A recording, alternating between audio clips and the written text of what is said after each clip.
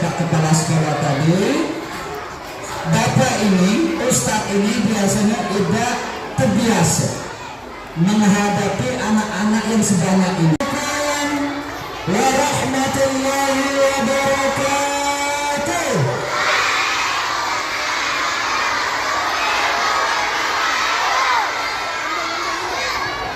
Pergilah tuan ke ujung padang, tampaknya jauh dan juga panas. Alhamdulillah anak-anak sudah menjawab salam. Kalau seperti itu nampaknya jelas. Alhamdulillah. Alhamdulillah. Alhamdulillahilladzi qad waffaqa lil ilmi ghayrihi wa littaqa. Asyhadu an la ilaha illallah wahdahu la syarika lah. وأشهد أن محمدا عبده ورسوله لا نبي بعده. اللهم صل وسلم على سيدنا ومولانا محمد وعلى آله وأصحابه رسول الله أجمعين. فقال الله تعالى في القرآن العظيم: أعوذ بالله من الشيطان الرجيم. بسم الله الرحمن الرحيم. وليخشى الذين لو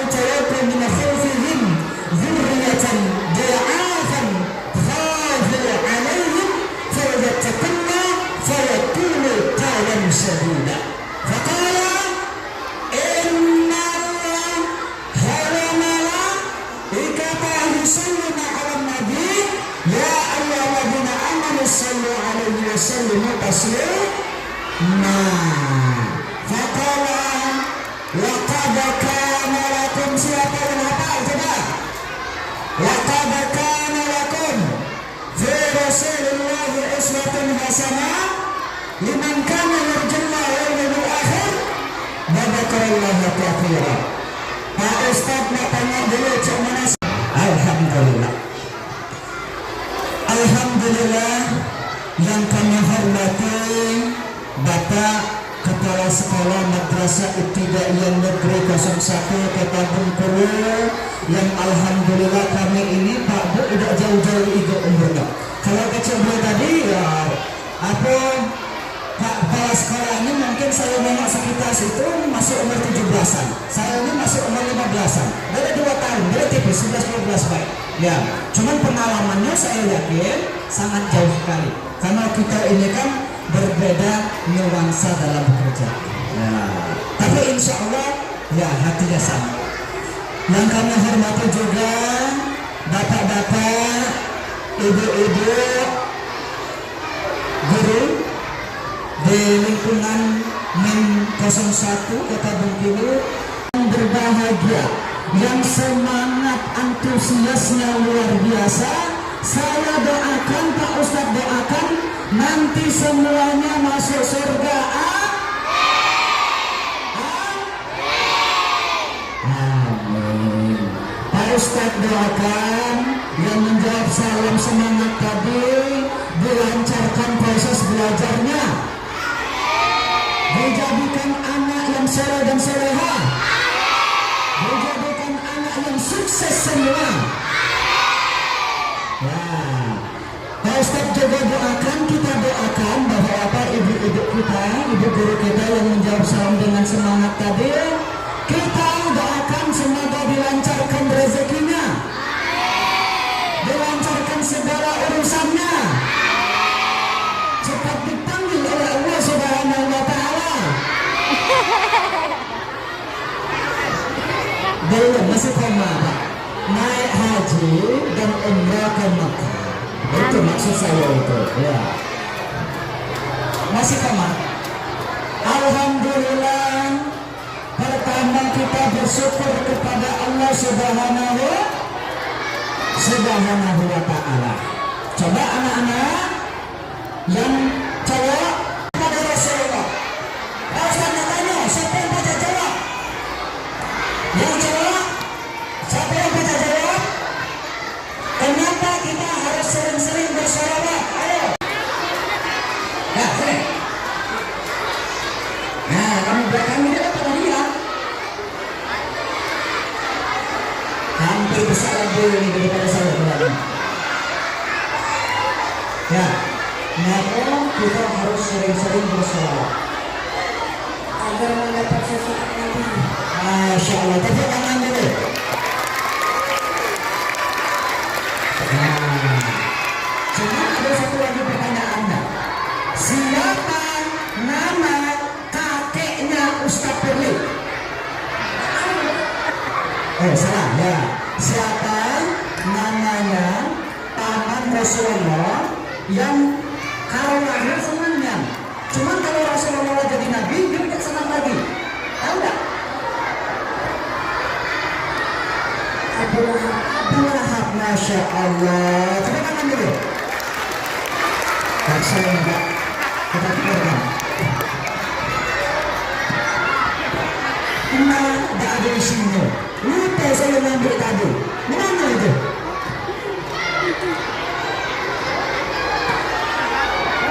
Alhamdulillah 2 juta.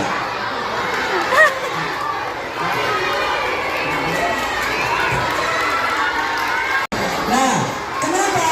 Karena yang dijawab oleh Ananda tadi, tentu tidak ada Rasul, tidak ada Nabi selain Nabi Muhammad SAW mampu memberikan pertolongan kepada umatnya. Makanya nanti Pak Ustaz ceritakan kenapa kita harus cinta kepada Rasulullah SAW. Bapak-bapak, ibu-ibu, anak-anakku yang berbahagia, tentu ada pertanyaan yang dilontarkan oleh Imam Al-Ghazali kepada muridnya. Saya coba Pak Ustaz ini Bapak Ibu guru nanya kepada kalian, nanya aja ini, apa di anfusina fi hadhihi dunya, apa yang paling jauh di dalam diri kita di dunia ini, apa yang paling jauh di dalam diri kita di dunia ini? Dijawablah oleh murid Imam Al-Ghazali, wahai guruku, yang paling jauh itu adalah negeri Cina, yang paling jauh itu adalah rumahku. Saya melihat karena rumahnya jauh. Oh ya, karena rumahnya jauh dari tempat sekolah. Yang paling jauh itu adalah negeri di seberang sana. Benar kata Imam Al-Ghazali. Yang kamu jawab benar. Tapi ada jawaban yang paling tepat, yang paling jauh dalam diri manusia dan tidak bisa dibeli dan tidak bisa ditukar dengan apapun dan tidak bisa dikembalikan dengan cara apapun. Kira-kira apakah itu? Apa? Apa? Gak jelas? Ya. Al-waktu yang dimaksud oleh Imam Al-Ghazali, sesuatu yang paling jauh yang ada di dalam diri manusia tidak bisa dikembalikan walaupun hanya 1 detik saja adalah waktu. Kenapa? Bisa jadi anak-anakku sekalian sedang merasakan proses belajar mengajar, ya. Pada saat sekarang ini sudah kelas berapa? Ada kelas 3, ada kelas 2, ada kelas 4. Tapi waktu itu tidak terasa. Pas dulu ini kelas berapa? Coba, kamu kelas berapa? Kelas 5. Perasaanmu masuk kemarin kan? Ya, sekarang sudah kelas 5. Itulah gambaran waktu itu. Saking cepatnya dan tidak bisa diulangi kendati usaha yang kita lakukan. Andaikan Bapak kita punya harta yang banyak, duit yang banyak, rumah bertingkat-tingkat, mobil rodanya 4, motor ber-4, rumah mengkilat, ya, tetapi tidak mampu membeli waktu walaupun hanya detik saja. Makanya harus dimanfaatkan dengan sebaik-baiknya, dengan sebaik-baiknya, dengan sebaik-baik mungkin. Makanya sering diajarkan oleh guru-guru kita supaya anak-anak ini dalam proses perjalanan belajarnya itu dibekali dengan ilmu agama. Supaya kenapa? Supaya kenal kepada Allah Subhanahu wa Ta'ala, supaya kenal kepada Rasulullah Sallallahu Alaihi Wasallam. Aku kata pepatah, tak kenal maka tak, tak cinta maka tak. Begitupun juga dengan Allah, dengan Rasulullah, bukan dengan yang lain. Sama baik. Silakan. Ya.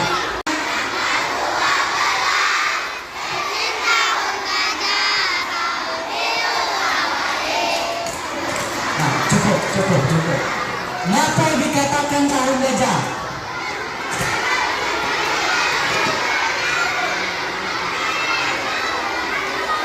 Kenapa dikatakan tahun gajah? Nah, karena lebih kecil itu apa sih? Nah, nanti dulu, tahan dulu. Nah, nanti hadiahnya sama Pak Kepala Sekolah. Ya, tahan dulu ya. Nah, itu sebenarnya. Makanya kalau kita dulu Pak Bu diajarkan dengan guru-guru kita, dengan orang tua itu, ya, lagu-lagunya itu tidak hanya mengenal syair, tetapi mengenal tentang akidah juga. Ya, misalkan contohnya seperti ini. Pada zaman dahulu kala, pada zaman jahiliyah, lahirlah seorang rasul yang terakhir dan mulia, Nabi Muhammad namanya, Siti Aminah ibunya, Abdullah nama ayahnya, di Madinah tempat tinggalnya, dan seterusnya. Sudah apa lagi? Cuman kalau nggak nyari kasetnya udah bukan lama. Nah, jadi kita diajarkan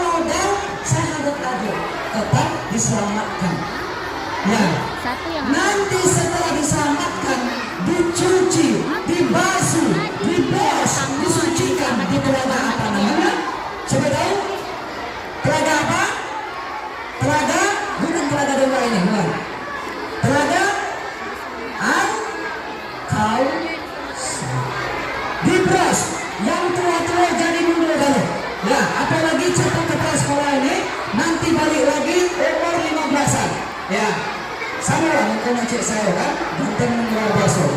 Ya. Nah, ketemuan sama istrinya juga, ketemu kan, baksonya, ketemu itu rambutnya uban dalo, kulit mulai keriput, pada saat itu mulai terengah. Nah, kau kan, eceknya, ya, iya bang, ini aku, eceknya kan, karena balik modal lagi. Wah, alhamdulillah, eceknya. Mulailah bertatap-tatap muka si bapak dan ibu yang baru muda ini tadi nyanyilah lagu India.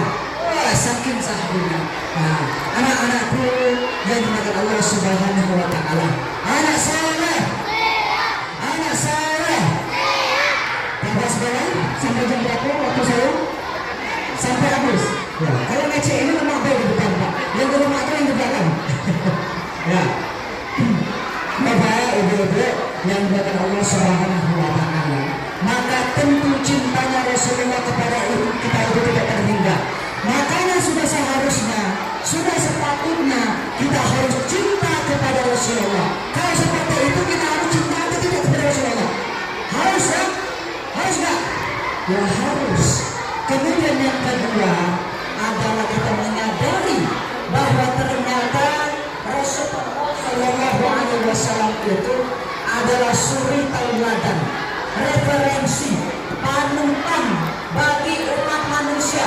Laqad kana lakum fi Rasulillahi uswatun hasanah dan seterusnya.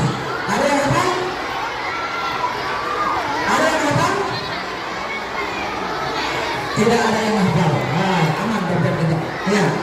Sesungguhnya ada di dalam diri Rasulullah itu suri tauladan yang mesti engkau ikuti, yang mesti engkau teladani, supaya apa? Supaya hidupmu itu menjadi hidup yang berkah, supaya hidupmu itu menjadi hidup yang memberikan manfaat kepada umat, tidak memberi beban kepada umat, sehingga engkau mampu menyelamatkan dirimu dan mampu memberikan rahmatan lil alamin kepada seluruh orang umat manusia yang ada di muka bumi ini. Nah, kira-kira kalau misalkan anak-anak ujian, ada yang nyontek atau tidak? Semoga ada hikmah yang bisa kita petik daripada apa yang Ustaz sampaikan pada siang hari ini. Insya Allah memberikan keberkahan bagi kita semua. Amin, amin ya Rabbal alamin. Terima kasih banyak dan mohon maaf atas segala kekurangan, kesalahan, kehilapan. Dimaafkan atau tidak? Dimaafkan atau tidak? Juga saya dimaafkan dan tidak balik lagi. Nah, terima kasih Ustaz Afirin. Wassalamualaikum warahmatullahi wabarakatuh.